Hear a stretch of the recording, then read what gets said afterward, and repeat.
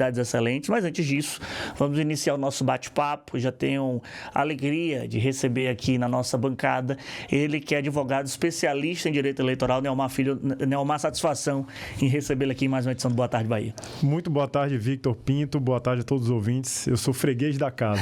Muito bom estar aqui mais uma vez. Neomar, a gente está vivendo aí prazos fatais da cobertura política, da cobertura eleitoral, do processo das candidaturas. A gente está vivendo ainda uma pré-campanha. Isso impacta também o nosso trabalho como jornalista e, mais do que isso, de vocês também como advogados. A gente está numa fase em que agora existe uma série de condutas vedadas contra os candidatos, os pré-candidatos. Aí quem está sentado na cadeira, principalmente, é o principal alvo. Sejam os deputados estaduais, os deputados federais, os senadores e, principalmente, quem está no executivo, o governador e presidente. O que é que não pode mais ser feito desde esse último fim de semana e só pode ser retomado agora depois da eleição, por exemplo?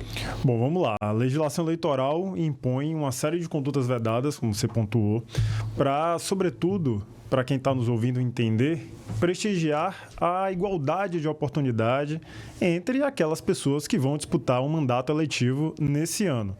Por exemplo, Victor, não pode o gestor público que está sentado na cadeira, que está exercendo o mandato, não pode fazer publicidade institucional mais através das ferramentas de comunicação oficiais do governo, seja do legislativo, do governo, as autarquias, os institutos, aquilo que tiver na estrutura da administração pública estadual, federal, que são os cargos em disputa, né? Porque muita gente também confunde as condutas vedadas nesse ano de 2026, elas estão relacionadas aos mandatos que estão em disputa, né? Na circunscrição que estão aí, portanto, que vão haver as eleições. Então, temos eleições gerais para deputados, senadores, governadores e presidente da República.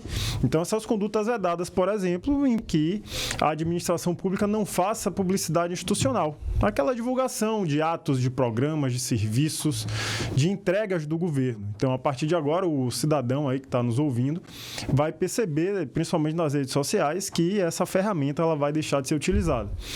Também não pode fazer novas contratações ou demissões sem justa causa agora nesse período, até a posse dos eleitos, né? Nós temos uma série de condutas vedadas, essas duas que eu destaquei aqui, por exemplo. No caso daqueles que são apresentadores, colunistas, que estão no rádio, estão na televisão, a gente tem dois casos práticos aqui. Sim. O Zé Bueno, que é pré-candidato a deputado, Jorge Araújo, pré-candidato a deputado, precisaram sair, se ausentar da missão deles de apresentadores, de comentaristas.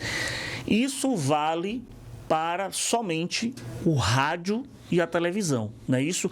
Tem também a vedação de quando aquele que é professor, aquele que é carteiro, aquele que é auditor, aquele que é funcionário público de carreira, principalmente concursado, que ele deve também se licenciar, já tem esse prazo, caso ele seja candidato, pré-candidato? Também visando a igualdade de oportunidade. A lei eleitoral impõe, no caso do servidor público, né, seja um servidor federal, servidor público estadual ou municipal, aquele que deseja se candidatar, que está vinculado de alguma forma com a administração pública, precisa se desincompatibilizar. Parece até um trava-língua, né? É exatamente o que a legislação impõe para que a pessoa se afaste, se desincompatibilize, se desvincule com esse cargo público. No caso do radialista, do apresentador, do comentarista, também foi uma forma que a legislação eleitoral entendeu para que aquela atividade, que naturalmente a atividade de comunicador, que tem uma amplitude, que tem uma capilaridade, né? Seja no rádio, seja na TV, para evitar que essa atividade interfira negativamente também na igualdade de oportunidade. Então, a legislação eleitoral visa exatamente colocar todas as pessoas em igual oportunidade de disputa. Mandar um abraço aqui para a galera que está nos acompanhando, mandando mensagem aqui através do WhatsApp. Mandar um abraço para a Donione, obrigado, viu, pela audiência.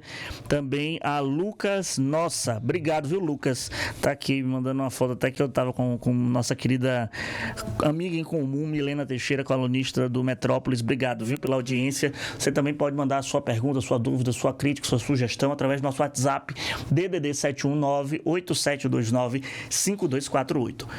Estamos na pré-campanha ainda. Convenção só a partir de 20 de julho.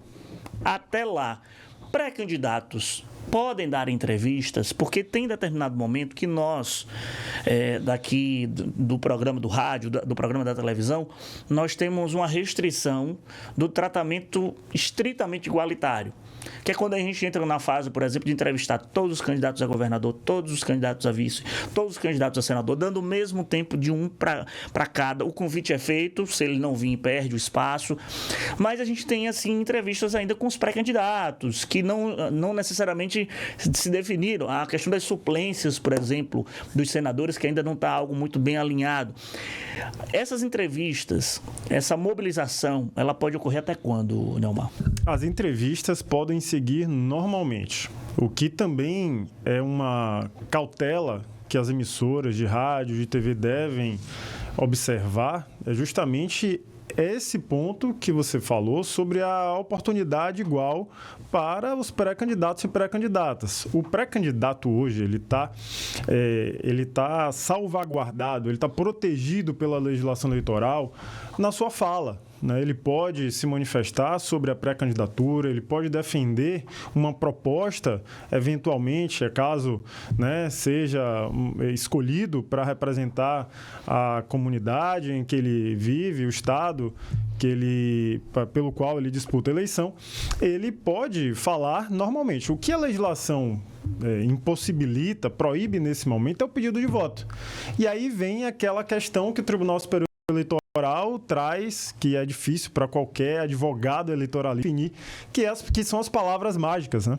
Porque, muito embora a legislação proíba o pedido de voto, a jurisprudência, as decisões da Justiça Eleitoral dizem o seguinte: olha, você não pode pedir voto diretamente e nem com falas que sugiram esse pedido de voto. Por exemplo, lembre de mim no dia X de outubro. Conte com a gente. Vamos seguir trabalhando, vamos seguir juntos, etc. e tal. Isso pode dar essa conotação do pedido do voto antecipado, né? Exatamente. Aí, na minha opinião, a Justiça Eleitoral entendeu que a legislação possibilitou, e tem um bônus de você ser pré-candidato, você pode se manifestar, você pode dar entrevista, você pode ir na TV, no rádio, pode usar as redes sociais para fazer essa promoção, autopromoção, mas, por um outro lado, a Justiça Eleitoral impôs um limite, Se você pode se manifestar, você também não pode tudo. Então, foi a forma que a Justiça Eleitoral compreendeu para impor ali um limite e dizer, olha, já estava demais, vamos aqui tentar impedir que esse pedido de voto aconteça de uma outra forma. Agora, e o cidadão comum? O cidadão que não faz parte da equipe, o cidadão que não é pré-candidato, o cidadão que não é comissionado, mas ele quer, de alguma forma, já fazer algo por um candidato, um pré-candidato, que ele acredita no projeto. O que é que esse cidadão comum pode fazer na pré-campanha e que, de fato, só vai poder estabelecer um adesivo com número, uma bandeira de maneira específica, só depois da convenção, né? Ele é o protagonista. O cidadão é o verdadeiro protagonista dessa festa da democracia, O cidadão, ele tem ampla liberdade para se manifestar, para manifestar apoio àquelas pessoas que ele tem afinidade, que, porventura, até declare posteriormente o voto. Obviamente que nesse período em que não há ainda as convenções partidárias, em que esses candidatos eles não estão formalmente constituídos, existe uma possibilidade do cidadão ir na sua rede social, ali naquela rede de mensagem ou através da internet, se manifestar e falar quais são as suas críticas. É possível criticar, é permitido que o cidadão critique. O que não pode, e aí também que a Justiça Eleitoral impõe o limite, é difamar, é injuriar, é associar candidaturas ou pré-candidaturas a crimes, a práticas criminosas, a organizações criminosas. Então, a Justiça Eleitoral tem tido uma atenção sobre isso e usar a inteligência artificial para ou beneficiar ou para prejudicar alguém. Então, se há ali o deepfake, ou a fake news, a Justiça Eleitoral está atenta e combate. Mas isso que eu também queria lhe perguntar. Por exemplo, sou pré-candidato a senador Victor Pinto, trabalhando duro pelo povo. Olha lá, hein? Sou candidato a senador, por exemplo, pré-candidato a senador. Tenho todo o cuidado do mundo nesse período de pré-campanha. a ajustar ali a equipe, a não impulsionar determinados conteúdos que possam dar conotação errada. Faço todo esse zelo com a minha equipe. Mas eu não posso controlar justamente o povo. Minha rede de apoiadores, meus fãs, meus seguidores, que querem, por exemplo, votar em mim. Por exemplo. Sim. Mesmo estando no período de pré-campanha. Se um cidadão comum, com agora o uso da IA, usa minha foto, já tem uma noção basicamente qual o número pelo partido, já sabe qual é. Eu sou do PGN, Partido Genitália Nacional, que era o partido de Boechat. Lembra do PGN? Sim. Ele e Zé Simão. Sou do PGN, aí faz uma brincadeira dessa de botar o número do partido e já me colocando como candidato, ou de maneira fora do controle da minha equipe, ele fazer essa ilação com o meu adversário, etc. e tal. Eu, como candidato, como pré-candidato, posso ser punido, ou a punição fica somente para quem foi o criador, para quem foi aquele que postou e aqueles também que retuitaram, que compartilharam aquele conteúdo que veio do povo, não veio da minha equipe, por exemplo. O que vai definir se você pode ou não ser responsabilizado, porque quem vai dar essa resposta à Justiça Eleitoral, vai ser o seu prévio conhecimento. Então, se você conhecia aquela situação, se você, por algum motivo, deixou transparecer que você sabia do que estava acontecendo, aí possivelmente você tem aí uma responsabilização. Esse é o ponto. Então, o eleitor, o cidadão que quer fazer um adesivo, tô com o senador Victor Pinto, ou tô com Victor Pinto, é a manifestação mais clássica que a gente vê por aí. Carro no interior que mais tem. Hoje mais adesivo, tem. Você passa na BR, na vida, que mais tem carro com placa do interior e com esse tô com fulano. Ou fulaninho vem aí. Manifestação de apoio. É permitido. Sim. Agora, se essa manifestação de apoio vem com um eventual número de candidatura, com referência ao pleito eleitoral de 2026, então, possivelmente, aquele adesivo vai ser questionado. E se o candidato ou pré-candidato tem conhecimento, aí ele pode vir a ser responsabilizado em conjunto. 14h, 21 minutos, a gente segue com o nosso bate-papo aqui com o advogado especialista em direito eleitoral, Neomar Filho, batendo papo aqui com a gente. Reuniões, aglomerações, lançamentos de candidatura, de pré-candidaturas, podem ocorrer? Se sim, quais são as restrições que as campanhas e as pré-campanhas precisam estar atentos?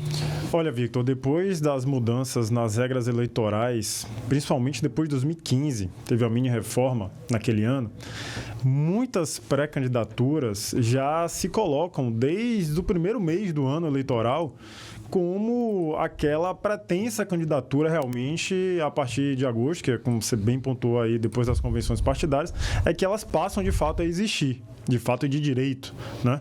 Mas até esse momento, muitas movimentações políticas partidárias acontecem. Uma delas é justamente o lançamento de pré-candidaturas, que a rigor deve ser feita pelo partido, né? É o partido que movimenta essas discussões, esses debates, sobretudo quando em ambiente fechado, né? Quando em ambiente fechado, promove debates sobre políticas públicas. Tem diversos partidos políticos aqui, inclusive na Bahia, que tradicionalmente, historicamente, utilizam espaços de diálogo, de construção de políticas públicas que vêm justamente dessa permissão da lei eleitoral. Então, é possível fazer essas reuniões em ambiente fechado.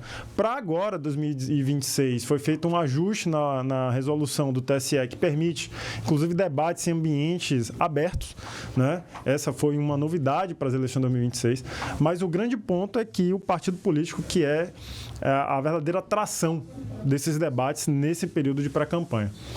A gente está conversando com o Neomar Filho, advogado especialista em direito eleitoral, por exemplo. A gente está falando aqui, brincando, outro exemplo, da minha pré-candidatura a senador do PGN, Victor Pinto, pré-candidato ao Senado. Aí tem um empresário, tem um amigo que quer fazer uma doação. Vou fazer uma doação para a sua futura campanha, Vitor, senador. Na pré-candidatura, essa doação, ela pode existir? E quando a candidatura estiver em curso, como é que funciona essa questão das doações de dinheiro para a campanha? Nesse momento que nós estamos da pré-campanha, não há uma fiscalização pela Justiça Eleitoral dos gastos na pré-campanha. Na campanha eleitoral, existe o processo específico que é de prestação de contas, em que a candidata, o partido político, a federação, a coligação apresentam à Justiça Eleitoral quais foram as arrecadações e as despesas de campanha. Agora, na pré-campanha, o que existe é ali um cenário meio nebuloso, não é tão transparente como acontece na campanha eleitoral. Isso, inclusive, dá margem a questionamentos perante a Justiça Eleitoral. A gente já teve diversos casos, inclusive uma senadora, se eu não estou enganado, no Mato Grosso, no Maranhão, não me recordo agora, mas que foi cassada, teve um mandato cassado em razão de gastos na pré-campanha. Acho que foi no Mato Grosso. Foi no Mato Grosso. Foi no Mato Grosso. Exatamente. Então, na pré-campanha, não estão ainda oficializadas as doações de pessoas físicas e nem jurídica, que é vedado pela lei eleitoral. Jurídica, nem pensar. Nem pensar. Agora, a partir do mês de maio, foi uma novidade que o Congresso Nacional estabeleceu, até por conta dessa vedação da doação de pessoa jurídica, existe a vaquinha virtual, que a partir do dia 15 de maio, né, o pré-candidato ou a pré-candidata já pôde iniciar, né, a partir do dia 15 de maio. Então, hoje, se eu quiser fazer uma vaquinha para o PGN, para os pré-candidatos do PGN, eu posso fazer. Já tá liberado. pode fazer, desde que obedecidas as regras, por exemplo, Quais são? uma plataforma que seja previamente cadastrada na Justiça Eleitoral. Então, o TSE divulga uma lista de empresas cadastradas, empresas específicas para esse tipo de arrecadação, que só pode acontecer pela internet. Então, não pode, por exemplo, se eu quiser fazer uma doação para a sua pré-campanha nesse momento, que o dinheiro só vai usar, inclusive, na campanha, ele não está liberado para ser utilizado agora, ele só é liberado, inclusive, se houver pedido de registro de candidatura. Né? Então, eu não posso simplesmente fazer um depósito na sua conta. Arrecado agora, nesse negócio da vaquinha, para só gastar lá na frente. Só lá na frente, se for pedido o registro da candidatura. E eu não faço uma doação direto para a sua conta, eu não faço um Pix diretamente para o pré-candidato. Existe, portanto, a ferramenta da vaquinha, que é uma plataforma digital que recebe essa doação, onde está ali também todo o histórico, e a Justiça Eleitoral vai ter ciência dessas doações, para que na prestação de contas, quando houver a candidatura de direito, de fato e de direito, esses valores sejam tramitados e liberados para uso. E impulsionamento de publicação em rede social? Por exemplo, o pré-candidato ele pode impulsionar uma foto dele, um vídeo dele colocando ali um posicionamento ideológico vinculado ao partido dele, ou à futura atuação dele. Ele pode impulsionar, e aí quando começa a campanha, o que é que muda? As regras de impulsionamento nas redes sociais têm exigido cada vez mais a transparência.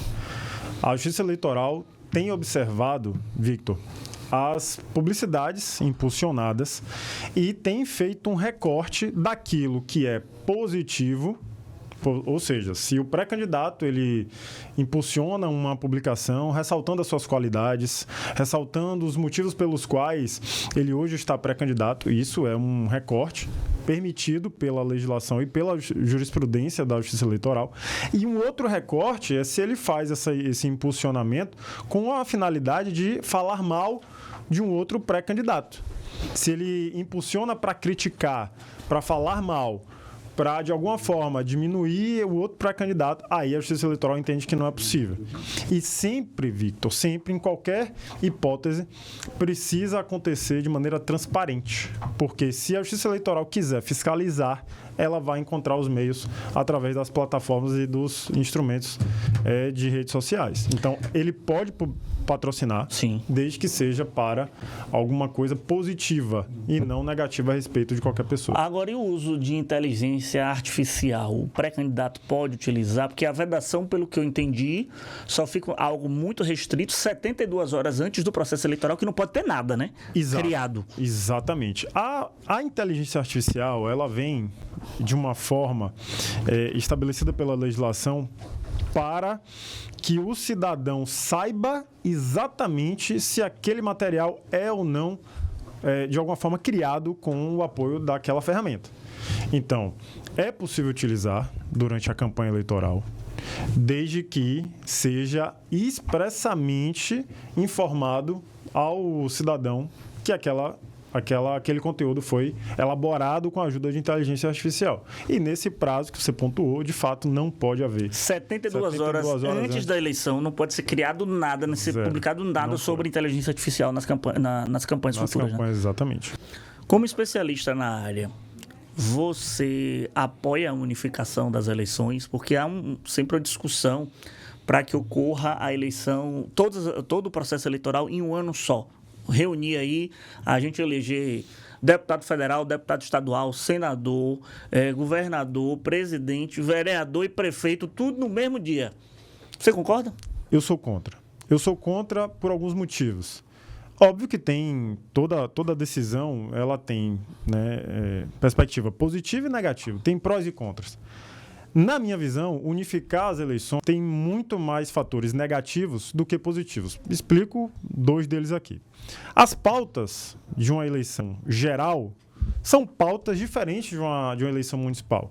No município, você está muito focado ali no ambiente que se vive. Na cidade, é o vereador que está ali defendendo as pautas do legislativo municipal, o prefeito que tem aquelas demandas todas de uma cidade, que os prefeitos que estão aí ouvindo, eu sei que sua audiência tem muitos prefeitos que acompanham, sabem do que eu estou falando. A cobrança é muito maior, a pauta é diferente.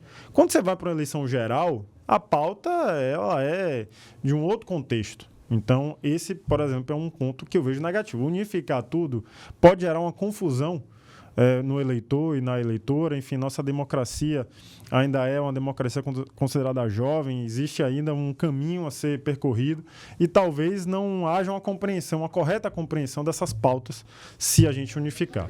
Segundo, que exatamente essa confusão no eleitor de saber, inclusive, o que é que um vereador, ou a diferença de participação na democracia de um vereador e de um deputado. Quando a gente trata das pautas do Legislativo da Câmara dos Deputados, a gente consegue melhor explicar ao cidadão o que é que vai definir ali a partir de uma eleição de novos deputados ou de deputados que estão para serem reeleitos. O Legislativo Municipal tem pautas diferentes, tem uma atuação diferente. E, muitas das vezes, existe uma dificuldade do cidadão e da cidadã de acompanhar e de diferenciar. Então, se você unifica, me parece que você acaba criando um problema de compreensão, não só das pautas que são, das eleições municipais e das eleições gerais, e também da própria atuação do prefeito, do governador, dos vereadores e dos deputados. Eu acho que tira um pouco do protagonismo do prefeito e do vereador. Sim, porque, também. Claro que uma eleição presidencial ela vai engolir, como já engole em muitos casos, a eleição para governo. Você tem muito mais discussão da disputa presidencial do que a disputa de governo, que é ali a sua aldeia, ali a sua região. Pode ser diretamente impactada quando a gente vê a discussão, tanto que a gente tem a história do voto casado, né? A história do Senado também, do voto casado junto com o governador. E para mim, as eleições que mais mobilizam o povo é eleição de prefeito, muito mais do que de governador, e eleição de presidente de república. Eu acho que unificar vai tirar totalmente o protagonismo da eleição de prefeito e de vereador. E eu concordo com você, Neomar, quando você fala, as pautas são totalmente diferentes. Quando você vai ver, há uma vinculação nacional entre governador, entre senadores, deputado federal, deputado estadual, presidente. E uma realidade totalmente diferente quando a gente vê o recorte das eleições municipais.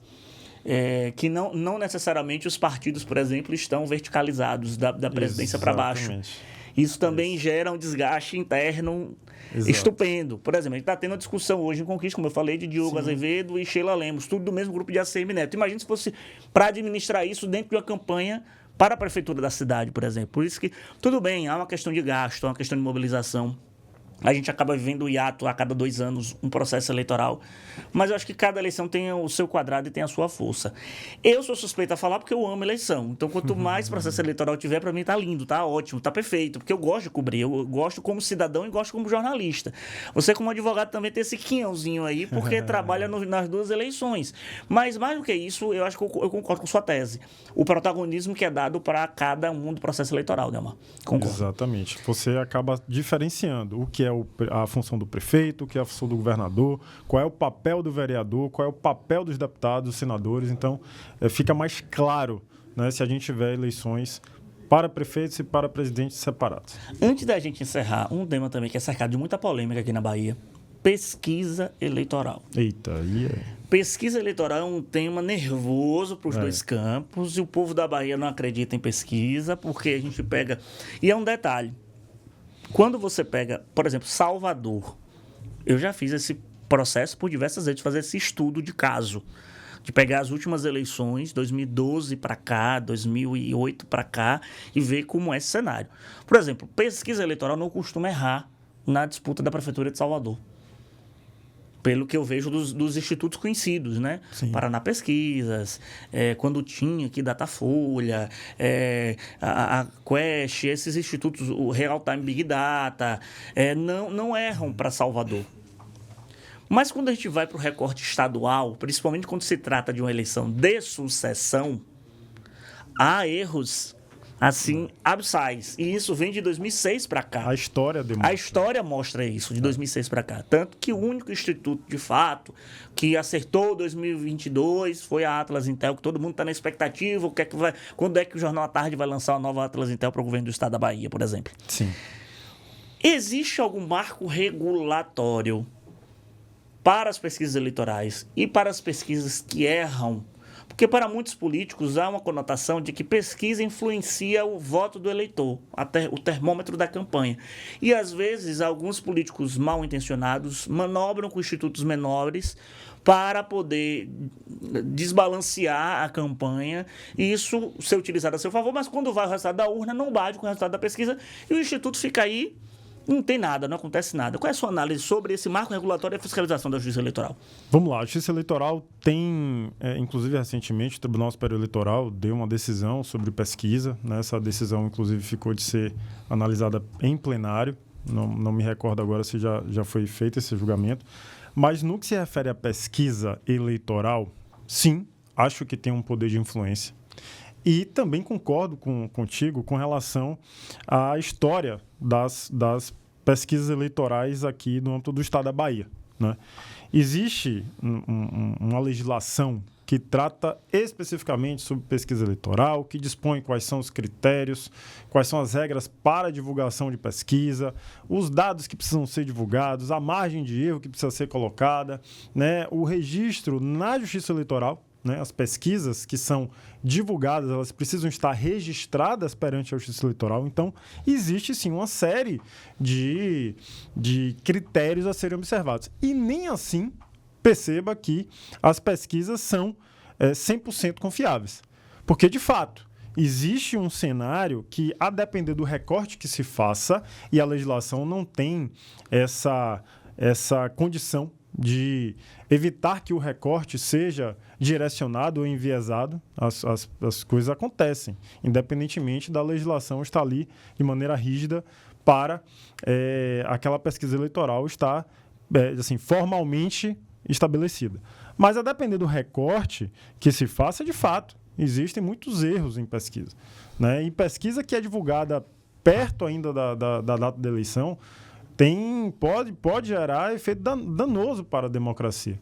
Então, penso que esse tema ele precisa ser melhor, inclusive avaliado pelo Congresso Nacional, pela própria Justiça Eleitoral, para tentar evitar, como você bem pontuou, que institutos que não gozam de credibilidade ou que eventualmente sejam criados às vésperas de um processo eleitoral, que sejam utilizados como manobra da opinião pública. Porque, assim, existe também isso aí é histórico, até objeto de estudo, que as pessoas que estão em dúvida, ou aquela pessoa que está em dúvida, ela tende a seguir e acompanhar aquela pessoa que está bem melhor posicionada nas pesquisas. Efeito manada, né? Efeito manada. De quem está na frente. Exatamente. Não vou perder meu voto. Tem muita gente que tem essa... Não vou perder meu voto. Exatamente. Então, de fato, a gente precisa evoluir nesse tema. O Congresso Nacional precisa melhor regulamentar essas normas para que a gente não veja situações como as que a gente já viu aqui na Bahia por diversas vezes. Porque, assim, tem institutos pequenos que são bem sérios. Sim. Que a gente fala assim, não mete a mão nos números. Sim. Assim, Vai contratar, vai contratar. O número é o número real e acabou. Sim. E a gente vai divulgar, assim, claro, que quem vai contratar, divulga se quiser, né? Tem esse detalhe. Você pode registrar, exatamente. Mas você não é obrigado a divulgar a pesquisa.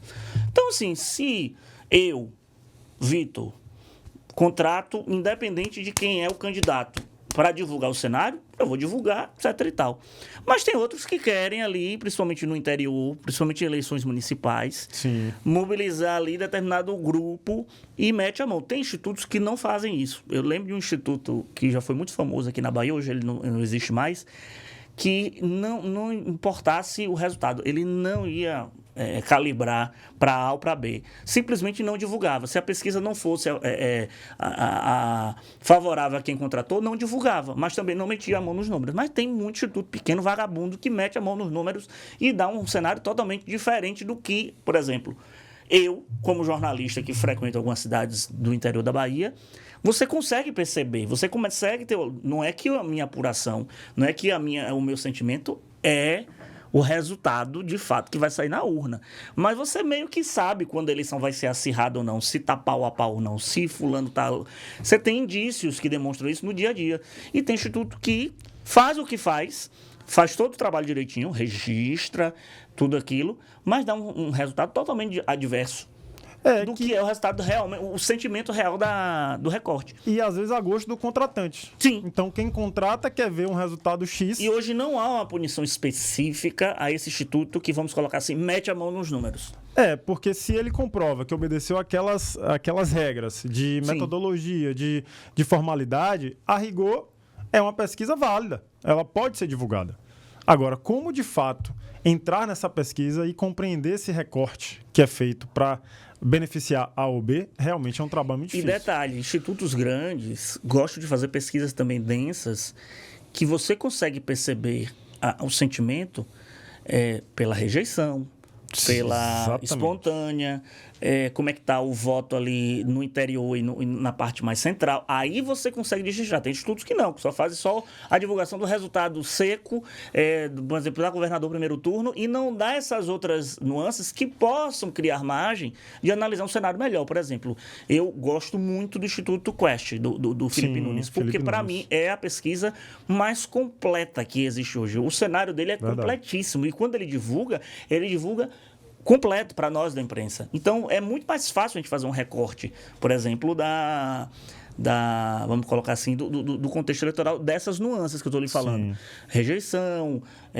público evangélico, público católico, público jovem, público mais velho, homem, mulher. Você consegue fazer esse recorte. Avaliação de gestão, se determinado caso específico, se a Copa está influenciando na eleição, se o Banco Master está influenciando na eleição. E tudo isso é analisado. E o Atlas Intel também faz muito bem isso. São dois institutos que eu percebo que o recorte do material produzido, eu me animo, eu me empolgo, o tempo já está aqui correndo, Antônio Mariani já está aqui me olhando, mas eu me empolgo para falar e analisar esses contextos.